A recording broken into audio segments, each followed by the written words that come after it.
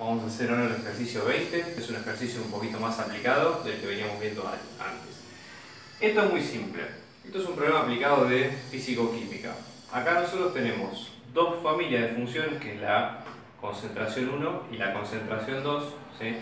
Ambas ecuaciones lo que hacen es describir la concentración en función del tiempo de dos preparados. Imagínense que tengo dos tubos de ensayo con una solución determinada, así como que tienen un soluto, si ustedes imaginan sal o lo que sea, a un compuesto que se va degradando con el tiempo o que va aumentando su concentración en función del tiempo. ¿Sí? Hago un ejemplo tipo de ósmosis, de ósmosis inversa, lo que ustedes quieran. Son funciones en función del tiempo. Entonces, cambia la concentración en función del tiempo en los dos tubos de ensayo. Y lo que pregunta el problema es muy sencillo. Dice, ¿cuál llega a mayor concentración? ¿Sí? Es decir, cuando pasa un determinado lapso de tiempo considerable, ¿cuál llega a mayor concentración? Y la segunda pregunta es, ¿cuál es el que tarda menos tiempo en alcanzar esa concentración? ¿Sí? O sea, en alcanzar una concentración considerable. Entonces, ¿cómo hacemos la primera? ¿Sí? La concentración máxima en el menor tiempo. Entonces, ¿cómo hacemos nosotros? ¿Sí? Primero la idea es decir, bueno, la mayor concentración. Mayor concentración nos está sugiriendo a nosotros, ¿sí?, que tenemos que hablar de algo que es lo máximo, ¿sí?, que es lo más grande de lo que puede aspirar la función. Entonces ahí nos suena un poco a lo que son los puntos críticos, ¿sí? O sea, los puntos críticos que nos dicen, bueno, ¿cómo calculamos, ¿no? En el caso del máximo tenemos que seguir esta ruta. Primero calcular que la primera derivada sea 0 y que la segunda derivada sea menor que 0, ¿sí? Entonces, esa sería la forma de encontrar el punto máximo, el punto de concentración máxima. Igual ahí lo que nosotros encontraríamos es el tiempo donde ocurre la concentración máxima. Y después, obviamente, encontrar cuál es esa concentración. Entonces, y después cuando dicen el menor tiempo, ¿sí?, ¿cuál es el...? O sea, generalmente nosotros lo que tenemos que ver es cuál es la que tarda menos tiempo. Entonces hay que comparar un poco las dos.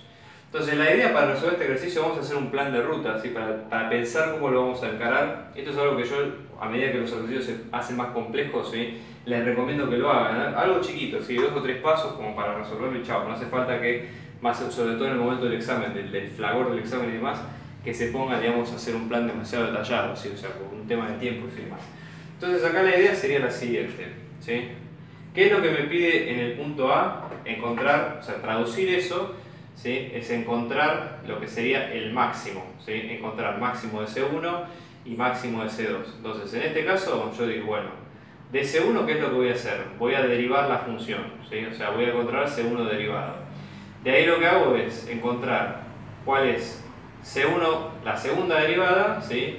Me fijo, la segunda derivada sea igual a 0, la primera derivada, perdón, y la segunda derivada sea menor que 0. Y ahí encuentro los tiempos, ¿sí? Con eso encuentro cuáles son los tiempos que van a cumplir esos dos puntos. Hago lo mismo con C2, ¿sí? Encuentro la derivada de C2, ¿sí?, cuál es la función derivada, la igualo a 0 y de esos puntos que están igualados a 0 busco los que tienen su segunda derivada menor que 0. Y ahí encuentro, así como que encontré los tiempos 1, acá voy a encontrar los tiempos 2.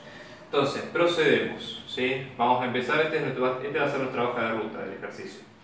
Vamos a hacer el primero, que es el C1. C1 en función del tiempo de t por e a la menos t. Acá tenemos un tema, ¿sí?, porque esto es un producto de dos funciones, que es t y e a la menos t. A su vez, la segunda función es una función compuesta, porque nosotros tenemos el menos t compuesto con el e a la x. Entonces, como ustedes recordarán, ¿sí?, cuando yo tengo una función que es un producto de dos funciones, cuando yo las quiero derivar, lo que hago es la primera derivada por la segunda sin derivar, más la primera sin derivar por la segunda derivada. Entonces, en este caso, ¿sí?, vamos a aplicar esta regla.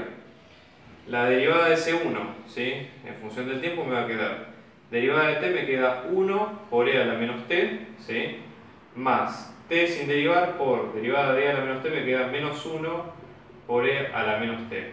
Si saco factor común, ¿sí?, de esta derivada me va a quedar e a la menos t por 1 menos t, ¿sí?, me queda esta función que tengo acá. Ya que tenemos esta, ¿sí?, ya que tenemos estas dos funciones, vamos a buscar la segunda derivada, ¿sí? la segunda derivada de C1, ¿sí? Que en este caso vamos a tener de vuelta un producto. O sea, va a ser el primero derivado, o sea, nos va a quedar menos e a la menos t por el segundo sin derivar, ¿sí? Y esto le sumamos e a la menos t por la derivada del otro, que es menos 1. Esto lo podemos dejar en stand-by porque en realidad la ecuación, o sea, necesitamos despejar esta, pero la ecuación de la segunda derivada es solamente para corroborar que los puntos que encontremos en la primera sean máximos o sean mínimos, ¿sí? No hace falta que hagamos algo de conjuntos demasiado complicado. Vamos a hacer lo mismo con la función 2, la concentración 2. En la concentración 2 dijimos que teníamos t cuadrado por e a la menos t. Entonces, al derivar tenemos primera derivada que nos queda 2t por segunda sin derivar que nos queda e a la menos t, ¿sí? Más t cuadrado, primera sin derivar, por la segunda derivada que nos queda menos 1 por e a la menos t. Entonces en este caso C2' nos queda e a la menos t, que lo sacamos como factor común, por 2t menos t cuadrado, ¿sí? Tenemos eso puesto ahí. Y después, ¿sí? Como nos queda esta derivada, la idea es ahora encontrar la segunda derivada. La segunda derivada de C2' nos va a quedar primera derivada, ¿sí? Por la segunda sin derivar, acá menos t cuadrado, y esto sería más e a la menos t por 2 menos 2t, ¿sí? Bien, entonces ahora vamos a encontrar los puntos primero de C1, ¿sí? Entonces, los puntos de C1, ¿cómo nos van a quedar? ¿Sí? ¿Qué dijimos? Que C1 tiene que ser, la primera derivada tiene que ser igual a 0. Entonces tenemos e a la menos t, ¿no? Por 1 menos t nos va a dar igual a 0. ¿Qué dijimos en la primera parte? Que esto es un producto. Por lo tanto, para que el producto de 0, o esta parte es 0, o esta otra parte es 0. E a la algo nunca puede ser 0 por el hecho de la demostración del logaritmo que vimos recién. Y 1 menos t, ¿sí? 1 menos t nos da 0. Cuando despejamos acá, sumamos 1 a los dos lados, t nos va a quedar 1. O sea que en 1 tenemos la concentración, que en este caso sería la concentración supuestamente máxima. Vamos a ver en la segunda derivada, ¿sí? La segunda derivada evaluada en 1 nos queda menos e a la menos 1 por 1 menos 1, esto se hace 0, ¿sí? Por, más e a la menos 1 por menos 1. O sea que esto nos da un número negativo, nos da menor que 0. Por lo tanto, esto es un máximo, como era de esperarse. Y en ese caso, la concentración máxima, ¿sí? Ahora evaluamos 1, pero ahora en la función original. O sea, vamos a tener 1 por e a la menos 1, que esto nos va a quedar 1 sobre e, ¿sí? Entonces, la concentración máxima ocurre en 1, ¿sí? Y vale 1, o sea, 1 sobre e. Si evaluamos lo mismo en 2, ¿sí? Si evaluamos lo mismo para la función 2, que es esta que está acá, decimos, bueno, la primera derivada nos va a quedar e a la menos t por 2t menos t cuadrado. Entonces, esto es igual a 0. Esta no puede ser 0, con lo cual la otra va a ser 0, ¿sí? Saco factor común t, me queda 2 menos t igual a 0.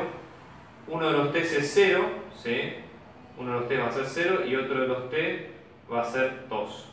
Si lo reemplazamos en la segunda derivada, ¿sí? La segunda derivada nos va a quedar C2, nos va a quedar e a la 0 por 0, acá es la concentración mínima, y C2 en 2 nos va a quedar un poco más nos va a quedar e a la menos 2, ¿sí? O sea, acá nos va a quedar e a la menos 2, disculpen, esto sería en la primera derivada, ¿no? Esto sería 0 por e a la menos 0, está bien, va a quedar 0 igual, y c a la 2 me va a quedar 2 al cuadrado por e a la menos 2, o sea, esto va a quedar 4 sobre e, ¿sí? Entonces, fíjense, ahora tenemos la respuesta de que, voy a borrar un segundo para tratar de que haya un poco de sentido común en todo lo que acabamos de escribir y que no sea un enchaste, ¿no? Entonces, acá el máximo en C1 ocurre cuando t vale 1 y la concentración máxima, que es en ese t1, vale 1 sobre e. La concentración 2 va en t igual a 2 y la concentración máxima va a ser 4 sobre e. Entonces, un poco para responder las dos preguntas. ¿Cuál es el que tiene la concentración máxima? De estos dos, el más grande es este, porque fíjense que hasta el denominador es el mismo, ¿sí? O sea, yo tengo obviamente que la concentración 2 va a ser más grande que la concentración 1, porque yo tengo que 4 sobre e es más grande que 1 sobre e, ¿sí? Esto tiene lógica. Y después la que dice, ¿cuál es la que alcanza el primero, el máximo, sea cual sea? la primera va a ser 1, porque lo alcanza en 1 segundo o 1 hora, lo que sea, versus la de 2. ¿Okay? Así que bueno, eso es todo. Espero que les haya gustado el video y suscríbanse a mi canal abajo para ver más trabajos así.